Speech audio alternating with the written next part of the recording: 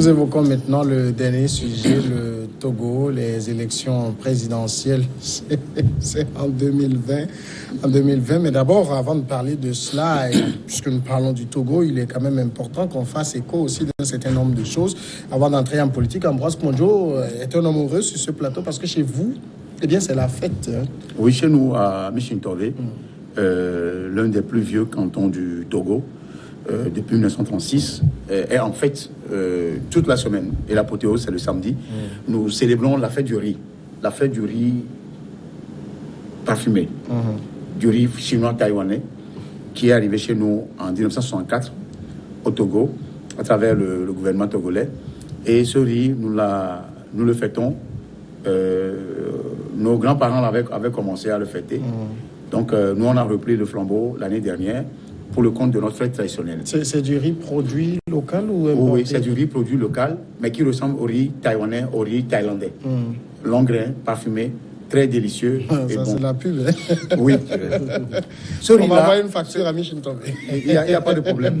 Donc, ce riz-là, nos grands-parents ont commencé à le cultiver avec les Chinois, taïwanais, depuis 1964, jusqu'à une date récente, quand les autres cantons de la vallée ont aussi repris, parce que c'est la vallée du Zio. Il y a le lit du Zio qui passe par là. Donc, on commençait par produire, notamment à Corvier, à Bolou, à Sommet et à Bli. Donc, la fête là va réunir les natifs et tous ceux qui sont dans le canton dans la vallée du Zio. Donc, nous avons commencé un tournoi, ça fait un mois. Le tournoi regroupe les gens de Corvier, de Bli, de Bolou, d'Assomé. Et nous avons la Miss, on va organiser Miss Tougofia, c'est dans notre langue. Hein. Tougofia, c'est la Miss Moulouzan, le vendredi à 19h à Michintové. Et il y aura un grand bal qui sera dirigé par l'orchestre Melo Togo à 19h le samedi. Donc l'apothéose se tiendra sur le terrain de la cité, par Tam, le samedi à partir de 8h. Donc il y a nos frères et sœurs qui sont aux États-Unis, qui sont au Ghana, qui sont mobilisés, qui vont arriver. Juste un message qui leur est lancé, et surtout à l'endroit des Togolais qui aiment le riz de la vallée du Zio, donc partant de Michintové, allant de Corvier à Bli, à Somme et autres, de descendre à Michintové le samedi, déjà à partir de vendredi jusqu'au samedi et dimanche, où le tournoi connaîtra sa finale. C'est ce que nous voulons placer. Kedo, je ne sais pas si vous avez consommé ce riz, c'est quand même du très bon riz. Hein? Très bon riz. Mais actuellement, c'est un riz de qualité. Je crois que c'est un riz de premier choix pour les Togolais. Mais je voudrais juste dire que je serais content si les natifs de Michintové invitaient les présidents Félix Tshisekedi et Ali Bongo comme invités spéciaux. Donc ça ferait plaisir. Il n'y a pas la politique dans ça. Ambroise, mais c'est pour dire que en fait, lorsqu'il y a de ces opportunités de retrouvailles, il faut que les fils et les filles du milieu puissent descendre.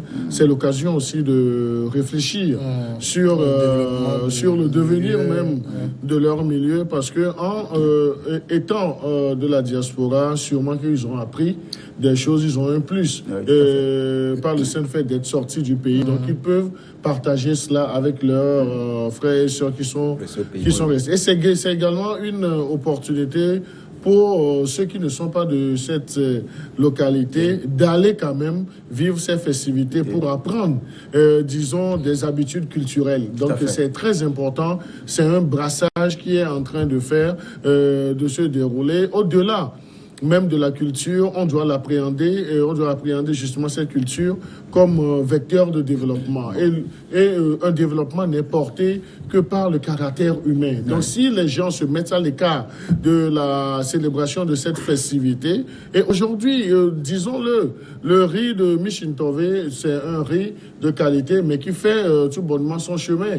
Donc il n'y a pas de grande différence avec le riz thaïlandais. C'est un riz que nous devons consommer. Donc Feu Gnassingbé Yadema disait consommons produits togolais. Et je crois que le président Faure est toujours dans cette logique-là. Et c'est l'occasion pour que nos autorités puissent accompagner les actions de nos milieux. Elles y sont avec la MIFA. Non, je crois que la MIFA même est un sujet à problème. Bonne fête. Merci. Non, je vais placer un peu. Non, cela me paraît justifié, parce que lorsque nous occupons entièrement, disons, l'environnement avec les questions politiques, les questions qui divisent la plupart du temps. C'est des sujets dont on doit discuter. Oui, puis on n'en parle pas assez, et je pense que vous avez su bien faire de pouvoir quand même l'évoquer, et puisque ce sont des faits en fait qui permettent d'éloigner de nous toutes ces velléités politiques et qu'on se retrouve en famille. Et je pense que c'est de bonne guerre. C'est une bonne chose qu'on puisse quand même. On va revenir à la politique, si vous permettez.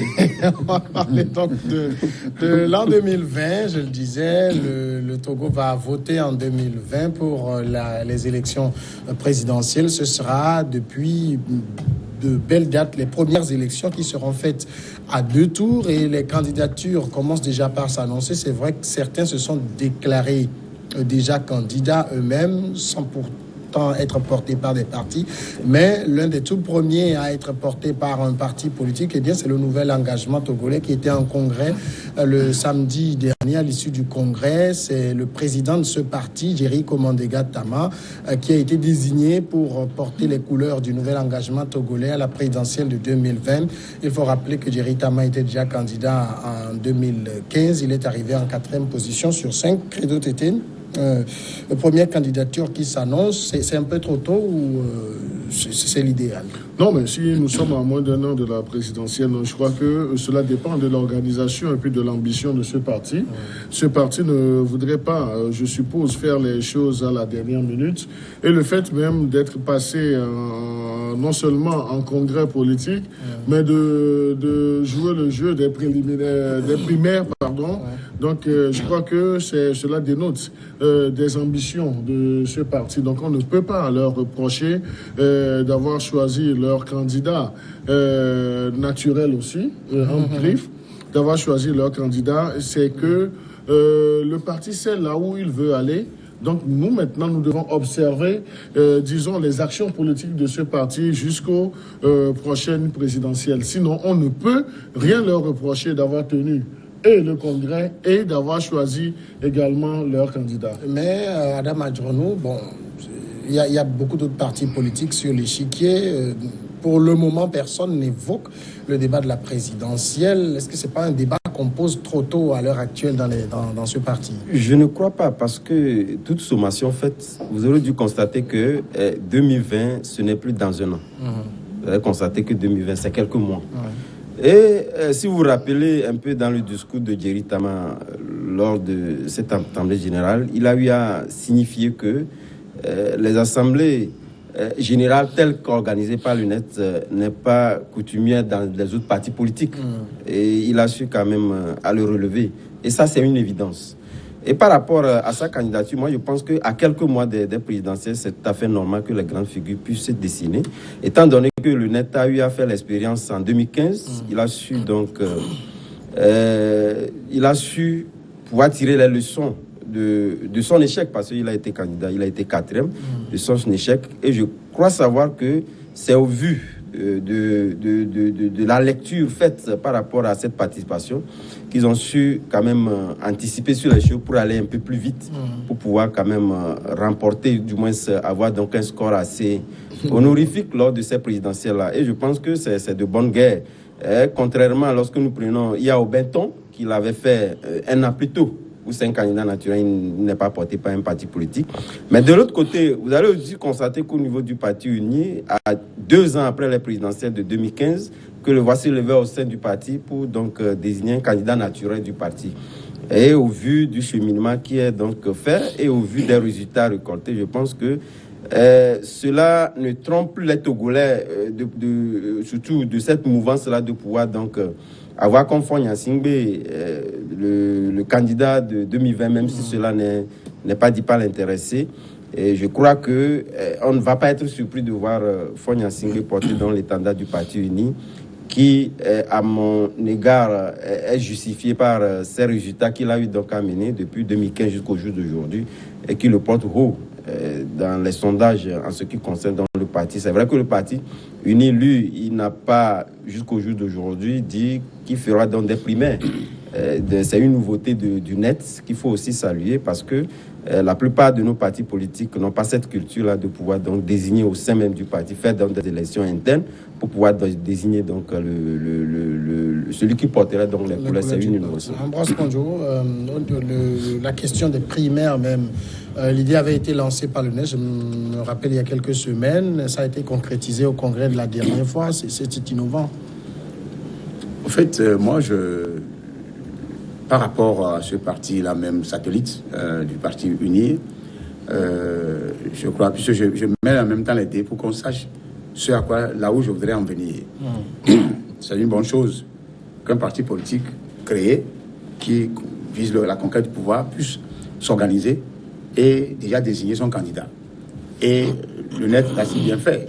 C'est-à-dire, pour une fois, je peux dire que c'est le cursus que les Américains ou les Occidentaux empruntent souvent pour pouvoir voir celui qui peut les représenter réellement dans tel ou tel parti politique. Et c'est bien. Sauf que là-bas, je ne vois personne en dehors de Jerry Tama qui puisse être pris comme candidat pour le net. Je ne vois pas. Parce que je suis togolais, nous sommes Togo, on se connaît. Il a été intronisé. Peut-être pas désigné, mais intronisé. Quand on dit intronisé, ça veut dire qu'il n'y a personne. Personne dans le net ne peut devenir candidat à la présidentielle à part Jerry Tama. Ça, c'est un. De deux, je leur ai dit que c'est une bonne chose. Parce qu'eux, au moins, ils ont lancé la balle pour que les autres aussi puissent le faire. Ce qui paraît plutôt étonnant, c'est le silence assourdissant des opposants, de ceux-là qui sont de réels opposants à ce régime. C'est vrai qu'ils ont été, ils ont été éprouvés par ces dernières élections chaotiques organisées dans ce pays. Mais au même moment, je ne crois pas qu'ils soient muets dans un silence de cartes. Ils ont intérêt à quelques 8 mois, 9 mois des élections, de s'organiser. Tant de s'organiser de façon concertée et unifiée, ne serait-ce que, soit de façon unilatérale, mais visible, tel que le parti de Tama le fait. Ce monsieur, je lui reproche beaucoup de choses. Mais surtout l'incohérence et l'inconstance. Mais je sais quand même que, comme il sait ce qu'il cherche, le pouvoir, c'est l'argent. Quand on parle d'inconstance, vous parlez de quoi? Bon, ça, c'est un débat sur lequel on peut revenir autrement dit. Parce que la personne dit une chose aujourd'hui, demain, il va dire le contraire. Et moi, j'ai eu à le dire face à face dans un média, on était ensemble. Mais je ne lui reproche pas d'être engagé dans un débat politique, d'être courageux à affronter quoi que ce soit. Sauf qu'il est aujourd'hui allié. Depuis allié, mais il jouait toujours les trous faits au sein de l'opposition, tromper la vision des gens comme quoi il est opposant, mais il ne l'est pas. Maintenant, à quelques mois des élections présidentielles, quand on me dit que le parti au pouvoir s'est organisé, a déjà mis la barre haut, a déjà les leviers de tout ça, c'est de bonnes guerres. C'est de bonnes guerres, mais de mauvaises guerres, en ce sens aussi que il n'y aura plus de manifestations jusqu'à la présidentielle. Avoir la loi qui a été dessinée la dernière fois, même s'ils font ça n'interdit pas les manifestations. Ça interdit. C'est-à-dire que quand vous lisez la loi, il y a écoutez, ça encadre, c'est vrai que ça réduit. Non, je vais terminer, vous attendez la parole. Je vais terminer. Je dis que le Togo, avec cette loi-là, il n'y a plus de manifestations. Il n'y en a plus. Parce que même avant que la loi-là ne soit prise, ne soit adoptée, les gens de la société civile voudraient organiser juste des manifestations pour le football, ou contre Claude Leroy, ou pour l'augmentation de tel prix. Ils n'ont jamais été autorisés à le faire. D'accord. Jusqu'à accepter les politiques le faire, j'en doute fort. C'est pourquoi je dis que, déjà avec ça, nous tendons vers quelque part dans un avenir un peu flou. D'accord. Credo Tété, réaction. Non, mais moi...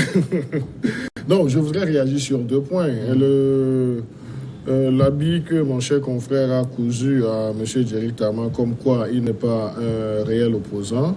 Il ne l'est même pas. J'en doute parce qu'on ne connaît pas M. Jerry Tama comme un membre du parti au pouvoir, c'est un opposant. Si, je ne sais pas avec quels critères il prête ses intentions à M. Jerry Tama. Je peux vous le donner. Jerry Tama demeure un opposant. Et M. Jerry Tama joue toujours son rôle d'opposant et je crois qu'il a eu même à le dire au cours de ce congrès. Ils vont à la conquête du pouvoir et sa candidature même si au cours de ces présidentielles, il ne sortait pas, s'il y a un autre opposant qui sort, donc le bloc sera fait autour de cet opposant-là. Donc il ne faudrait pas qu'on prête des intentions à des gens, parce que la définition du réel opposant, je ne pense pas que si on le pose ici sur ce plateau, les minutes qui nous restent vont suivre. Maintenant, le NET est parti en congrès, le NET a choisi son candidat, donc là, il revient maintenant aux autres partis aussi d'avoir ce courage-là, d'aller en congrès et puis de faire même le jeu des primaires. Parce qu'on voit dans des partis qu'on caricature de réelle opposition, donc on n'a jamais vu ce jeu démocratique qui est fait. Donc on ne le fait pas. Donc c'est comme si on est à un concile Vatican où la fumée blanche doit sortir et ce sont les mêmes personnes avec les mêmes échecs à longueur de journée. Donc là, je crois que cet aspect a échappé à mon cher ami Ambroise Pondio, qui ne l'a pas vu ou bien qui le verra dans un autre développement. Jerry Tama, je le disais tantôt, s'est levé assez tôt parce qu'il sait, je suppose, il sait le travail qui lui incombe sur le terrain. Et aujourd'hui, si nous prenons même les dernières législatives jusqu'à aujourd'hui, vous verrez que c'est Jerry Tama qui est l'un de ces opposants-là, qui est tout le temps, pratiquement tous les week-ends sur le terrain. Et dans les contrées, à part M. Abbas Kabwa. Donc, c'est dire que les élections ne se jouent pas sur les radios, sur les médias, ne se jouent pas dans la capitale, mais il faut investir les contrées aussi. Il faut avoir un langage politique, il faut avoir des projets, il faut aller convaincre l'électorat. Mais si les gens restent à la dernière minute, mais ils s'opposent en opposant, disons, radicaux, mais qui ne feront que briller sur la toile pendant 2 semaines, tout en considérant l'avant, le pendant et puis l'après des élections. Donc là, ils n'auront que les mots pour dire « on nous a volé », alors qu'eux-mêmes, ils n'ont pas été percutants sur le terrain. Aujourd'hui, si nous analysons les actions politiques de monsieur Jerry Tama, ça pourrait souffrir d'insuffisance. Mais on ne peut pas dire que monsieur Jerry Tama n'est pas efficace sur le terrain. Il pose des actes, il pose des jalons. Cela participe. Je n'ai pas dit ça. Non, je n'ai pas dit que tu l'as dit. Il n'est pas opposant. Non, je n'ai pas dit que tu l'as dit. Je n'ai pas dit ça. Mais moi, je fais également mes analyses. Et moi, je trouve un Jerry Tama opposant parce que la définition même de l'opposant, ce n'est pas parce qu'on ne fait pas du bruit, parce qu'on ne marche pas. Et je voudrais chuter pour dire, en fait, la dernière fois, au niveau du Parlement, il n'y a pas eu de vote encore de cette loi, mais il y a eu des modifications. Et les modifications n'ont jamais interdit les manifestations de rue. Certes, ces manifestations de rue sont réglementées. Donc ça, c'est pour la précision. Madame. Oui, vous savez, je le disais tantôt que Jerry Tama veut se démarquer d'une tradition que les partis politiques d'opposition ont habitué les Togolais. Parce que récemment, il disait qu'il est temps que chaque parti politique sur l'échiquier national puisse peser son poids sur le terrain. Et il a eu à le démontrer, que ce soit au niveau des locales, des législatives et tout. C'est l'unique parti aujourd'hui qui peut se dissocier des autres partis que de pouvoir être dans la masse sans réellement connaître son poids politique. Et aujourd'hui, je pense qu'il a un potentiel à faire valoir. Même s'il advenait que demain une coalition se jouait, je pense que Jerry Tama a un potentiel à faire valoir vis-à-vis des arguments, vis-à-vis de ce qu'il a négocié avec le parti, avec le parti avec lequel il compte composer.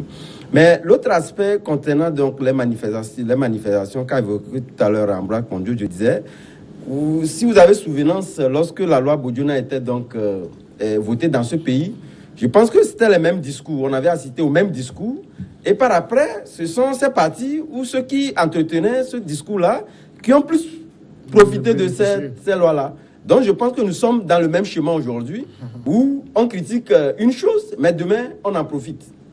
Donc je pense qu'il faudrait que nous, journalistes comme nous sommes, nous puissions quand même faire un peu un sursaut en regardant avec objectivité ce déroulement des choses pour pouvoir les comparer avec ce que nous vivons aujourd'hui. Et je ne crois pas que cette loi puisse être votée pour empêcher qui que ce soit de pouvoir manifester. Puisque si, de l'autre aspect concernant à dire que voilà, il y a eu des gens qui ont été donc inquiétés, ou du moins il y a eu des interdictions, je pense qu'il y en a aussi qui ont manifesté après cette loi-là. Ça voudrait dire qu'il Il faudrait seulement bien s'en prendre pour pouvoir quand même profiter de cette loi-là.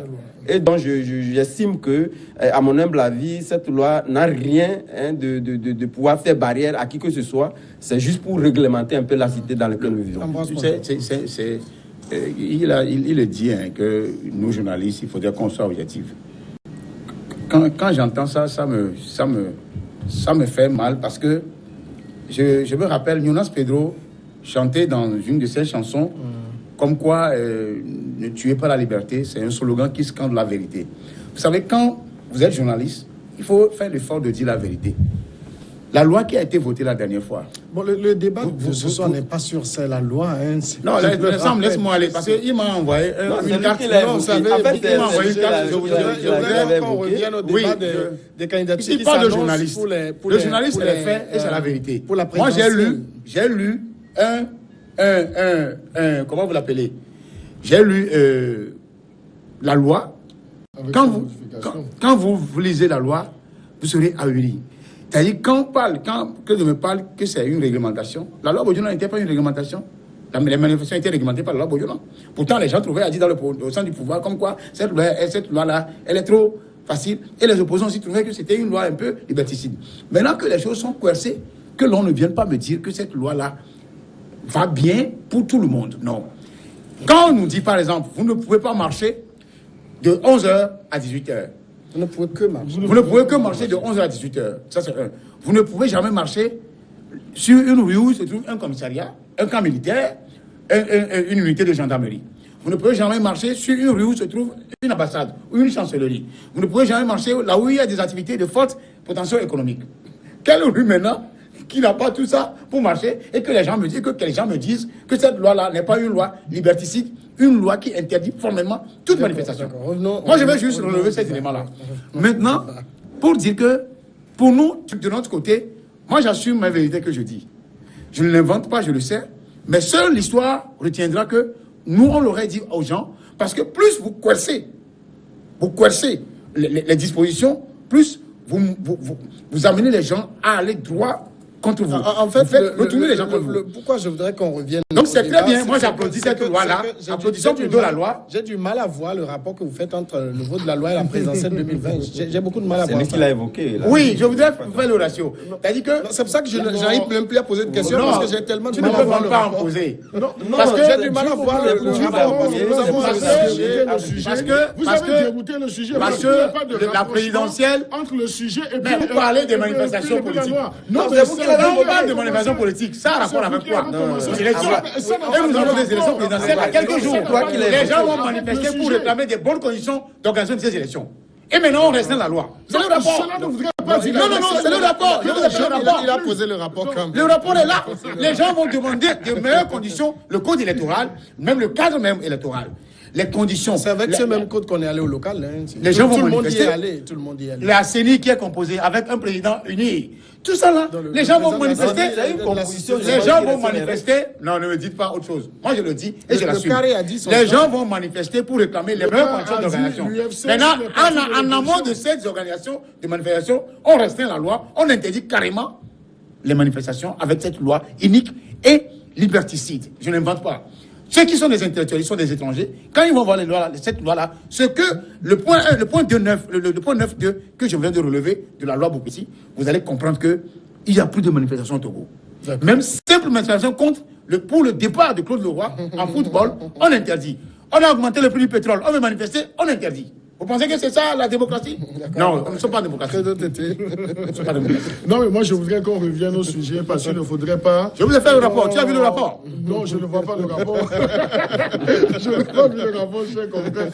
Mais c'est pour dire que, en fait, ce que le NETS a fait doit servir de leçon.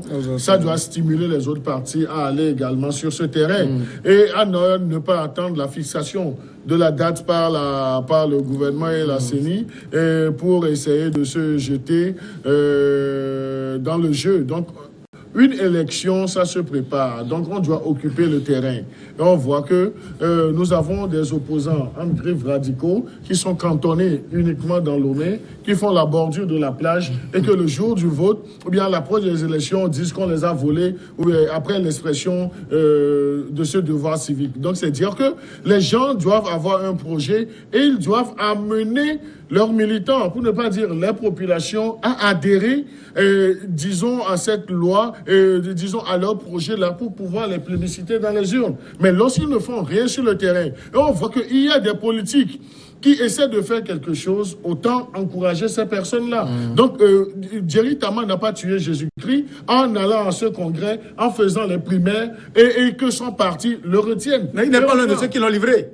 Non, mais Tama n'est pas loin de ceux qui ont livré Jésus-Christ. Non, Jerry Tama n'a pas livré Jésus-Christ et autres là. Donc on peut lui prêter des intentions. Mais Jerry Tama a déroulé un tapis politique jusqu'au jour d'aujourd'hui. Qu'est-ce qu'on peut lui reprocher? Ou bien qu'est-ce que ceux qui se disent éternels opposants radicaux peuvent reprocher aujourd'hui? C'est discours d'éternel. Oui, peuvent reprocher.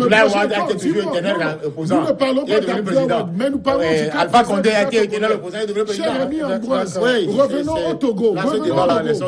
Jerry Tama donne des leçons à ses opposants professionnels. Ne gagne pas. Sur ce plateau-là. Non, on va poser le jeu. Jerry Tama est un politique.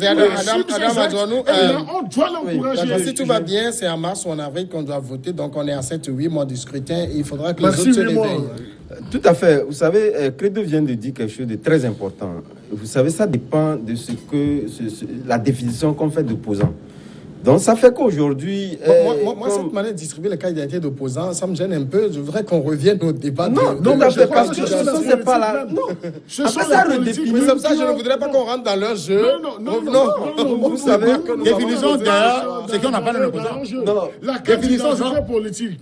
La candidate politique, ce sont les opposants, bien les professionnels de l'opposition qui ont commencé par le définir. Et nous avons vu comment ils ont livré à la vindicte populaire un certain Jerry Tama. L'opposant, c'est celui qui s'est donc, je disais tantôt que Jerry Tama, on n'a pas tellement vendu ça pour lorsqu'il était venu en politique. Mais aujourd'hui, avant même qu'il n'y ait des représentants au niveau de l'Assemblée nationale, regardez un peu le travail de fond